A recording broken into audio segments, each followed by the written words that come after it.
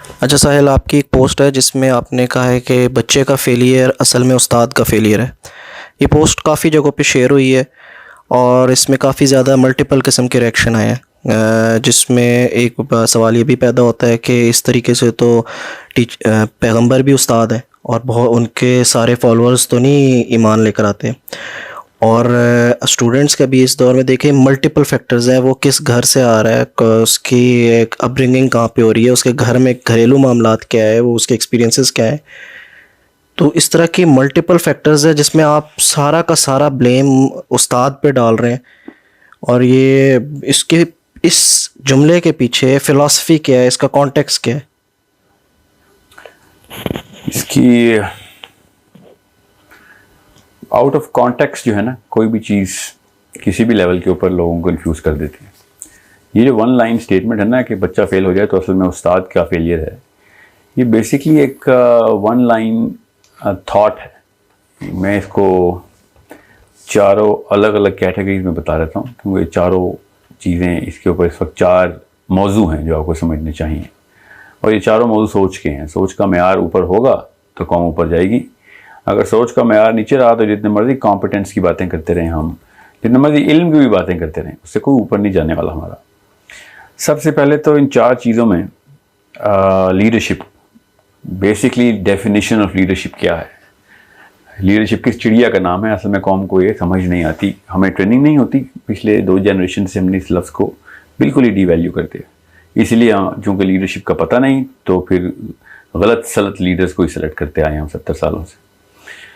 Leadership का जो basic यहाँ पे जो नुक्ता बिठाया है मैंने, वो ये है कि जब एक घर में कोई भी बच्चा गलत काम करता है ना, तो घर का बाप डायरेक्टली जिम्मेदार होता है उसका। कोई भी लीडर अपनी तमाम रैयत के तमाम गलतियों का जवाबदेह है, ये उसका जिम्मा है, वरना वो लीडरशिप रोल पे होने के काबिल ही नहीं। तो ये लीडरशिप की तो बेसिस है कि कोई बच्चा जो है ना वो अगर फेल हो रहा है या नाकाम हो रहा है या नहीं वो उस सतह पे आ रहा, तो ये लीडर का कसूर है, इसमें बच्चे का कसूर नहीं है। दूसरा जो खाना है जिसके अंदर आपने सोच को लेकर जाना है, वो बेसिकली उस्ताद का मकसद और मतलब है। अब उस्ताद जो है उसकी डेफिनेशन इतनी हमने कमर्शलाइज करके चेंज कर दी है और उसी तरीके से हमने इसको ज़मीन पर रगड़ दिया कि अब बच्चा भी उस्ताद या टीचर बनने के खिलाफ हो गया। उस्ताद का बेसिक मतलब क्या है, ये इररेलेवेंट ऑफ लीडरशिप भी पता होना चाहिए हमें। एक बंदे को मैं आपको इसको थोड़ा सा हाफजा अगर हमारा ज़्यादा हो तो आपको खुद पता होगा कि ज़्यादा अरसा नहीं हुआ कि उस्ताद होना असल में ज़िंदगी के मकासद का एक हिस्सा था। लोगों के लोग मुफ्त में उस्ताद होते थे, ज़रिया माश उनका कोई और होता था और बाय चॉइस उस्ताद बनते थे वो।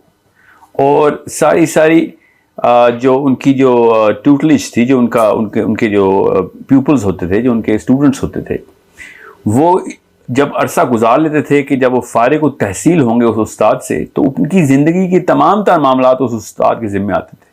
उन बच्चों की नाकामियाँ, उनके किसी भी किस्म के गलत जो फेल थे, उससे उस्ताद को शर्मिंदगी होती थी। वो पैसे कहीं और से कमाता था और उस्ताद होने को अपनी ज़िंदगी का मिशन समझता था। ये उस्ताद हज़ारों साल से ऐसे असातिज़ा रहे हमारे। जब से ये कैपिटलिज्म का दौर आया है तो हमने ये उस्ताद का सारा मतलब ही बदल दिया। तीसरी जो खाना इसमें आपने ज़रूर खोलना है सोच का, वो बेसिक कॉन्ट्रैक्ट है, अहद। बेसिक कॉन्ट्रैक्ट की पासदारी, अहद की जो पासदारी है, उसमें कोई रॉकेट साइंस नहीं, कॉमन सेंस है कि जो कॉन्ट्रैक्ट आपने किया है वो पूरा करना है आपने। इसमें कौन सी कोई अजीबोगरीब सी बात है। अगर आप एक गाड़ी के मैकेनिक को भी बुलाएं ना और वो आपकी गाड़ी को देख के कहे ना यहाँ ये काम मैं ठीक कर लूंगा, और वो ठीक ना कर सके, तो एक मैकेनिक के अंदर भी, जो बगैर किसी स्कूल का भी जाता ही नहीं स्कूल, उसके अंदर भी सेंस होती है कि मैं इस बात के पैसे नहीं ले सकता आपसे, क्योंकि ये मुझसे काम नहीं हुआ। आप मैकडॉनल्ड्स या KFC जाएं और बर्गर खराब मिल जाए ना, तो उसके वो पैसे नहीं लेते आपसे।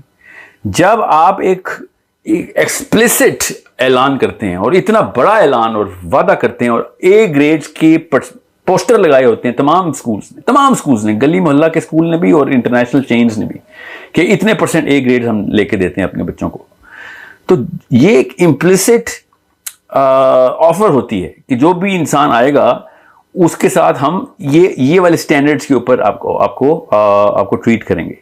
ये कॉन्ट्रैक्ट होता है। अब इस बिना के ऊपर तो माँ बाप को कोर्ट जाना चाहिए लिटरली, कि इन्होंने हमसे वादा किस चीज का किया था और साल के एंड में कहते हैं कि आपका बच्चा इस काबिल नहीं है। You should be refunding the fees of the people. उन बच्चों की फीस वापस करनी चाहिए आपको as school holder, as teachers, के ये अब हमसे नहीं आपका बच्चा हैंडल हो सका, जो भी वजह थी उसकी। अभी मैं आता हूं माँ बाप के ऊपर, मगर एज माँ बाप तो नहीं कॉन्ट्रैक्ट किया ना, उन्होंने तो कोई बैनर नहीं लगाया, एडवर्टाइजमेंट लगाई होती घरों के बाहर, स्कूल ने लगाए होते हैं। बेसिक कॉन्ट्रैक्ट है ये आपका, ये बेसिक अहद किया, वादा करते हैं आप माँ बाप के साथ। फिर जब स्कूल टीचर की बारी आती है तो उसके ऊपर ये तीनों तकाजे लगते हैं, लीडरशिप का भी, उस्ताद के तमाम रमूज उसके अंदर पूरे के पूरे शामिल करें, और ये कॉन्ट्रैक्चुअल ऑब्लिगेशन आपकी पूरी होनी जरूरी है एज ए टीचर। आपको घर की रखवाली के लिए जिम्मा लगाया गया है, तो घर की एक एक चीज आपके जिम्मे में आती है। जब एक रेवड़ की निगरानी के लिए किसी को भेजते हैं तो एक एक भेड़ काउंट होती है, फिर को ये नहीं होता कि 99% वापस लेके आया। एक पायलट जब जहाज को लैंड करवाने के लिए टेक ऑफ करवाता है तो ये कॉन्ट्रैक्ट नहीं करता कि 95% जहाजों पैसेंजर्स को मैं पहुंचाऊंगा। ये हो ही नहीं सकता कि आपके इम्प्लिसिट कॉन्ट्रैक्ट के अंदर ये बात as a regular basic understanding माँ बाप के पास ना जाते हो। ये बड़ा आसान सा तरीका बता रहा हूं आपको कि जितने % बच्चे जो ए ग्रेड लगा के फिरते हैं ना अपने स्कूल अपने सामने, जितने % बच्चे ए ग्रेड पे ना आए, समझ लें 20% नहीं आए, तो इनको 20% फीस पूरे स्कूल की रिफंड करनी चाहिए कि हमसे ये वादा पूरा नहीं हुआ। और फेल होने वाले बच्चे को तो पूरी तरह रिफंड करना चाहिए आपके कि मुझसे हैंडल नहीं हुआ। ये साल तक आप उसको रगड़ते रहे, उसके बाद आपने बताया, उस वक्त के तो कोई कॉम्पेंसेशन है ही नहीं ना, जो साल पूरा जाया किया आपने उस बच्चे का। ये तो 5-5, 6-6 साल रगड़ रहे होते हैं, 10-10 साल रगड़ते हैं बच्चे को, मुश्किल से बेरली ही। और मतलब मैं क्या इस तफसील में जाऊं, it's a very basic thing. और जो चौथा खाना है, जो आपने सवाल किया ना कि अंबिया के भी, हज़रत नूह के भी कुछ ही फॉलोअर्स थे और अंबिया के भी पूरी की पूरी कौमें तो फॉलो नहीं करती। एक कॉन्सेप्ट है, उसको ट्यूटलेज कहते हैं। ये इतना बेसिक कॉन्सेप्ट है, मैं बहुत हैरान होता हूं कि ये क्रिश्चियंस के अंदर ये बीमारी नहीं आई, यहूदियों के अंदर तो बिल्कुल भी नहीं आई। ये सिर्फ मुसलमानों के अंदर बीमारी आई है कि अपनी किताब के बारे में कोई भी कमेंट करने के लिए इल्म की जरूरत नहीं रखी हमने। मतलब आइंस्टाइन की थ्योरी को रिफ्यूट करते हुए तो कोई मुसलमान नहीं चीखो पुकार करता, क्योंकि साइंस नहीं पता होती। मतलब केमिस्ट्री की चीजें नहीं पता तो चुप, फिजिक्स की चीजें नहीं पता तो चुप, मगर इस्लाम की चीजें नहीं पता तो इतना बड़ा मुंह खोल लेते हैं हम कि जी वो इस्लाम में ऐसे नहीं है। There is a basic concept. बगैर इल्म रखे इस्लाम को किसी भी स्टिपुलेशन को इन्वोक नहीं कर सकते हम। मैं आपको वो स्टिपुलेशन बताता हूं। पहली बात तो अंबिया के ट्यूटलेज के ऊपर ऐसे कैजुअल कमेंट नहीं कर देते होते, ये बहुत बड़ी बेअदबी होती है। अंबिया के ट्यूटलेज में 100% रिजल्ट रहे हैं। जितने भी लोग अल्लाह जिसको प्रीचिंग और टीचिंग का फर्क नहीं पता, वो कमेंट ना करे इस तरह के। प्रीचिंग के ऊपर हिदायत का कॉन्सेप्ट है, अल्लाह ने कहा वो मैं खुद दूंगा जिसको मैंने चाहूं। मगर tutelage is not preaching, tutelage is teaching. अल्लाह ताला के नबी अलैहि सलाम ने कहा कि मेरे तमाम सहाबा सितारों की मानंद हैं, जिसका भी पीछा करोगे पहुंच जाओगे। इसका क्या मतलब है कि जिस बंदे को अल्लाह के नबी अलैहि सलाम ने ट्यूटलेज में लिया था, उसकी गारंटी प्रॉफेट सल्लल्लाहु अलैहि वसल्लम भी खुद भी दे रहे थे, और उम्मत को जितने भी हम इल्म के कारनामे सहाबा ने दिखाए वो हमारे सामने। There is no question about the tutelage of any prophet अलैहि सलाम। हजरत मूसा के डिसाइपल्स, हजरत ईसा के डिसाइपल्स, अल्लाह के नबी अलैहि सलाम के सहाबा, ये सब ट्यूटलेज में आते हैं, तदरीस के अंदर आते हैं। जिनकी नबी तदरीस करते हैं वो फेल नहीं होते, वो 100% रिजल्ट के साथ ही आते हैं, वो 1,000,000% रिजल्ट के साथ उन्होंने उम्मत को रोशन किया। So don't just comment on the Islamic stipulations. ये याद रखिएगा। मैं आपको अभी टेक्निकलिटी में जान के नहीं जा रहा हूं इस वक्त, हल्की सी मैं आपको एपिडर्मल लेवल पे बता दूं। इसको जामे-उल कलमी कहते हैं। ये एक टेक्निकल वर्ड है। जामे-उल कलमी का मतलब होता है कि अल्लाह ताला का फलसफा ही नहीं क्लियर लोगों को। अगर लोग समझ रहे हैं कि अंबिया भी नाउज़ुबिल्लाह 100% रिजल्ट नहीं देके आए। जामे-उल कलमी होती यह है, जवामे-उल कलम, अल्लाह के नबी अलैहि सलाम ने खुद अपने बारे में भी इरशाद फरमाया कि जवामे-उल कलमी है क्या, कि मैं किसी भी बंदे को, बच्चे को, कोई भी टीचर दुनिया का, कोई भी इंसान जो गैर नबी हो, वो जब किसी भी बंदे को ट्रू कॉन्सेप्ट भी समझाता है ना, तो वो अपनी अंडरस्टैंडिंग दूसरे के बंदे के दिमाग के ऊपर आया करता है, और उसके बीच में जो भी ब्रिज बनता है उसमें कमी कोताही रह सकती है। कॉमन सेंस की बात है। मैं कुछ समझाऊंगा आपको, आपका दिमाग अपने बैकग्राउंड से कोई पिक्चर निकालेगा, मैसेज कुछ और होगा, पहुंचेगा कुछ और। ये आम इंसानों की कम्युनिकेशन का ब्रिज है, ये कॉमन सेंस है। अगर इस ब्रिज के ऊपर डिपेंडेंट अल्लाह की हिदायत नीचे आती तो फिर तो अल्लाह ताला ने ही खयानत कर दी थी। नाउज़ बिल्ला। अल्लाह ताला अपने अंबिया को जामे और कलमी के थ्रू प्रीचिंग की और टीचिंग की बात करते हैं कि जब अल्लाह ताला के नबी अलैहिस्सलाम की ट्यूटलेज में कोई बंदा आ जाएगा तो कोई ऐसी कसर नहीं रह सकती। एक नबी जब कलाम कर रहा होता है तो कोई ऐसी कसर नहीं रह सकती कि जो पिक्चर नबी अलैहिस्सलाम के जहन में है वही एज इज पहुंचानी अल्लाह ताला का ये काम है। वरना वो अल्लाह ताला का पैगाम पहुंचाया ही नहीं नबी अलैहिस्सलाम ने, या किसी भी नबी ने। इस कॉन्सेप्ट के बारे में लाइल्मी जो है ना, वो इस तरह के कमेंट्स करवाती है कि नाउज़ बिल्लाह इतना बड़ा कमेंट कर देते हैं कि नबियों के भी फॉलोअर नहीं रहे। इसका मतलब है कि इंप्लिसिटली अब ये कहा है कि नबी भी फेल हुए। सो ट्यूटलेज को, टीचिंग को प्रीचिंग से मिक्स ना करें। प्रीचिंग हिदायत का कॉन्सेप्ट है और टीचिंग तदरीस का कॉन्सेप्ट है। ये बहुत बेसिक्स हैं। ये लीडरशिप के किसी और ही पेडेस्टल पे होते हैं अंबिया। ऐसे रिलीजन को ना इन्वोक कर लिया करें। अपनी पहले बेसिक्स ठीक कर लें हम सब, और सोच के मेयार को ऊपर लेके जाएं। टीचर पहले मुफ्त में पढ़ाते थे और सारी उम्र का जिम्मा लेते थे। अब लाखों रुपए पीआईए का पायलट इतनी तनख्वाह लेता ना, इतने मेन स्ट्रीम स्कूल के प्राइवेट स्कूल के टीचर लेते। किसी पायलट से कहें ना 85% बंदे पहुंचा दो खाली, तो लग पता जाएगा आपको, कोई बैठेगा जहाज में। ये इतना बड़ा कॉन्ट्रैक्ट करते हैं आप, और रिफंड भी नहीं करते उनको कि यार you know what, it's my failure, at least accept the blame कि टीचर का कसूर है इस पे। So there is a lot more to the picture. ऐसे नहीं हम कह सकते कि वो लोगों के बच्चे ही खराब हैं। अल्लाह ताला ने जिस स्टेट के ऊपर ब्रेन को बनाया है वो पहले समझे। Most of the teacher, and I know all educationist should listen to this, most of the teachers have absolutely no idea of the human psychology, let alone child psychology and child upbringing of the brain stem in the systems.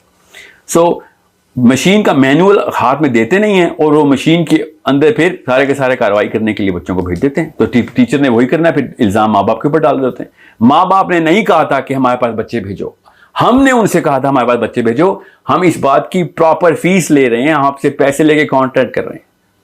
So understand the concept in totality before putting anything कि multiple reason होते हैं इसके अंदर और भी बड़े मसाइल होते हैं। आपने जिम्मा क्यों लिया अगर आपको इतने मल्टीपल रीजन? पुलिस वाले पता रिश्वत किस बेस पे लेते हैं कि महंगाई बहुत है। मल्टीपल रीजन है हमारे पास रिश्वत लेने के। बुराई के हजारों मल्टीपल रीजन होते हैं। लीडरशिप के पीछे कोई रीजनिंग नहीं होती। लीडरशिप के पीछे प्लेज होता है कि if I can not do it I won't do it, but if I can I will not take every single bits of responsibility, every mistake of the group or the family or the company.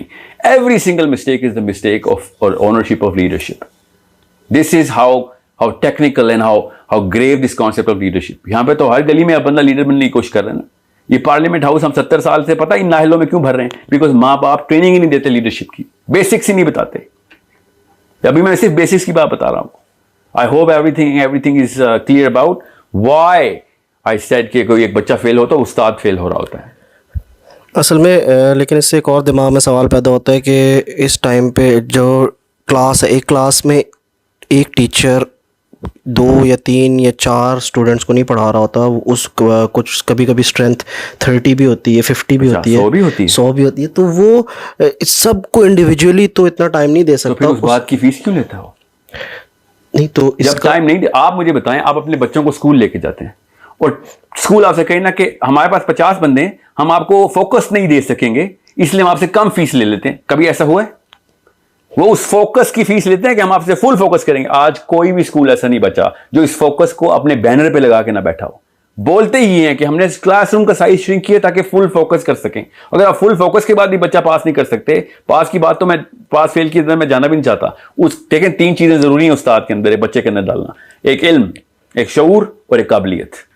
ये तीनों है। अगर इल्म और शऊर को इकट्ठा कर लें, 4th डिग्री होती है किरदार की। किरदार का तो कोई लफ्ज ही नहीं है ना स्कूलों में, बोला ही नहीं जाता, लेट अलोन कि उसके ऊपर कोई कुरिकुलम लिखा जाए। ठीक है, शऊर, काबिलियत और किरदार, इल्म को मैं शऊर के अंदर ही रख रहा हूं इस वक्त। ये तीनों चीजें नहीं करे तो उस्ताद किस बात के हैं आप?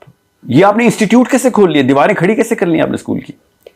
मैं अपने सवाल को थोड़ा सा रिफ्रेश करूंगा। मैं आपको दोबारा से रिफ्रेश करके आंसर देता हूं। अगर 50 बच्चे हैं या 30 बच्चे हैं, if you are actually taking money for it and pledging कि we are going to put all the focus on every child, then you cannot say कि बच्चे ज्यादा हैं तो मैं इतना फोकस नहीं कर सका। आपने गलत शोबा चूज कर लिया। फिर नहीं, इससे तो ये समझ आती है कि जो अभी का स्कूल सिस्टम है उस सिस्टम में हमें थोड़ी सी चेंज लानी तो चाहिए। मैं असल देखें, मैं तो इस सिस्टम के अंदर रह के ये बात की ताकि सोच डेवलप की जाए सिस्टम। मुझे तो पता है सिस्टम बिल्कुल बेकार और नकारा है, मुझे तो इस बारे में तो कोई बहस ही नहीं हो रही। मैं इस सिस्टम के अंदर उस टीचर की सोच डेवलप करने की कोशिश कर रहा हूँ कि उसको पता हो कि किस शोबे में आना चाह रहा हूँ। मुझे कोई कहे पाकिस्तान पुलिस ज्वाइन कर लो, आई विल नो कि आई कैंट हैंडल दैट। साहिल, मैं आपकी बात समझ गया हूँ, लेकिन अच्छा अब इसी आपकी बात को प्रैक्टिकल उस पर अप्लाई करते हैं। एक टीचर आपकी बात समझ गए, वो अपनी क्लास में जाता है 1 घंटे के लिए और आगे 50 स्टूडेंट्स हैं। वो उन 50 को अव्वल तो 1 घंटा उसके लिए टाइम ही कम है कि वो एक इंडिविजुअल को इंडिविजुअली उनको डिफरेंट तरीके से हर बंदे को किस तरह समझ आ रही है, कौन किधर रहेगा, किस तरीके से हैंडल करेगा। फिर इस मामले को हम रियल लाइफ में किस तरह इंप्लीमेंट करें कि एक टीचर सब बच्चों को एड्रेस करे। मैंने आपसे कहा ना कि आपने यही सिस्टम रखना है ना, तो फेल वालों की फीस रिफंड कर दिया करें। हमसे नहीं हो सका, हमने वादा किया था उस साल की कॉम्पेंसेशन अलग से देनी चाहिए स्कूल को, कि हमने आपका साल भी जाया कर दिया बच्चे का। ये कैसे कह दिया कि बच्चा ना कर रहा है आपका? बच्चा तो नहीं पैसे ले रहा आपसे, माँ बाप तो नहीं ले रहे। You are actually saying that I will make sure that कि I will this I will work on this child. ये बहाना अंदाजी नहीं चलेगी अगर आपने पेमेंट ली हुई है तो। ये किसी भी शोबे में डालें, आप किसी करियाना स्टोर पे भी चले जाए ना, ये बहाना उधर भी नहीं चलता। और आप समझ जाएं कि लाखों रुपए के ऊपर हम ये वाला एक असम्पशन लेके बैठ गए कि खैर अगर 20 या 10% बच्चे फेल भी हो गए तो एक इंसानी बच्चे की कीमत जो है ना, दुनिया के सारे स्कूल मिलकर अदा नहीं कर सकते। खानदान तबाह कर दी, नस्लें तबाह कर दी हमने। बहुत इजी ले ली। मैंने कहा ना, लीडरशिप की तो बेसिस ही नहीं हमारे पास बनी हुई। So I am not going to listen to this sort of an argument which has absolutely no basis of understanding of leadership, the institute of teaching, and most importantly ये जो बदअहदी की हमने हर बंदे के साथ, हर माँ बाप के साथ बदअहदी की। आपके जवाब से ये अंदाज़ा हो रहा है कि इसका मतलब है कि इस टाइम की अगर मैं बात करूं तो सारे टीचर्स जो कि पे ले रहे हैं वो ख़यानत कर रहे हैं। Well if they not living up to this standard, तो फिर उस्ताद का तो मतलब ही नहीं समझ आया ना उनको। समझ रहे हैं? ये आम शोबा नहीं है, अंबिया का शोबा है ये खानदानों की और नस्लों की डेवलपमेंट का शोबा है। ये मैं फिर बता दूं, इसे रेगुलर स्टेटमेंट जो कि हर दफा मैं बोलता हूं, a teacher is as good as his worst student. College का मेरिट कैसे बनाते हैं आपको पता है ना? जो सबसे कम बच्चे का स्कोर का बच्चा हम हायर करते हैं ना, इंडक्ट करते हैं कॉलेज में, वो मेरिट होता है कॉलेज का, कि इससे कम नहीं रखा हमने। ठीक है? जो सबसे वीक स्टूडेंट होता है ना, वो आपका टीचर का मेरिट होता है। तो जो बच्चा फेल हो रहा है ना, वो असल में टीचर की औकात इस तरीके से बताता है। अब आपको कोड पूरी तरह समझ आ जाएगा कि फेल होने वाला बच्चा असल में मेरिट है उसकी टीचिंग एबिलिटी का, कैपेबिलिटी का, और मोस्ट ऑफ ऑल उस इंस्टीट्यूट का। This is how simple. ये कॉमन सेंस की बात बता रहा हूं, इसमें कोई मैंने इस्लामिक दफा तो नहीं इन्वोक कर दी या कोई हद तो नहीं लगा दी। ये हर एक को पता है। चाइना में चले जाएंगे या तुर्की में चले जाएंगे, सबको पता है कि जो आपकी वर्स्ट परफॉर्मेंस है ना, वो आपकी असल में औकात है। किसी एथलीट को भी ले लेना तब भी हम ऐसे ही करते हैं, राइटर को ले लेना तब भी ऐसे ही देखते हैं। Writer is as good as his worst book. A leader hence a leader is as good as his weakest element. जो उसकी फैमिली का वीकेस्ट एलिमेंट है वो बाप की औकात है। जो स्कूल का वीकेस्ट बच्चा है वो स्कूल की औकात है। ऐसे निकालने की कोशिश करते हैं कि बस फेल करके उसको निकाल दो। इस स्टैंडर्ड के ऊपर तो चिड़ियाघर में भी ना वो मैनेजर नहीं रखते होते कि जिन्होंने जानवरों का ख्याल रखना होता है। इस मेरिट के ऊपर वो भी कहते हैं 100% रिजल्ट चाहिए हमें, हर जानवर की देखभाल करोगे। यहां पे स्कूल के अंदर हमने खुली छुट्टी दे दी कि जब इंसानों की बारी आई है तो कोई बात नहीं, 20% बच्चे खैर है, बेशक फारिग भी हो जाए तो। Sorry, this is not how it's gonna work. This is the least, मतलब ऐसे स्टैंडर्ड्स पे ही फिर कौमें तबाह होती है। This is how we as teachers have lost our respect in the society. कोई भी इंसान स्कूल टीचर क्यों नहीं बनना चाहता? बिकॉज हमारे स्टैंडर्ड्स इस तरह के हो चुके हैं। इन बेसिस के ऊपर गलत को गलत माने और सही को सही माने।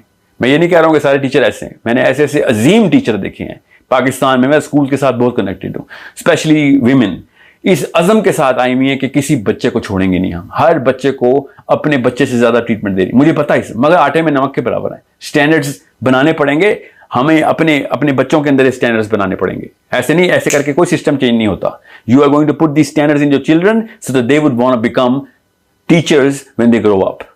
and these are the standards that has invited millions of people to do the right thing.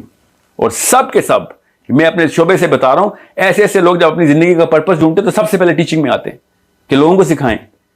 इतना आसान नहीं है टीचिंग करना, इसके पीछे बहुत बड़ा मकसद है, इसके पीछे बहुत बड़ी काविश, इसके पीछे बहुत बड़ा अज़म चाहिए होता है, वरना तो हजार रीजन हैं टीचिंग छोड़ने के। ठीक है, money is not the pivot on which you going to put this profession on, sorry.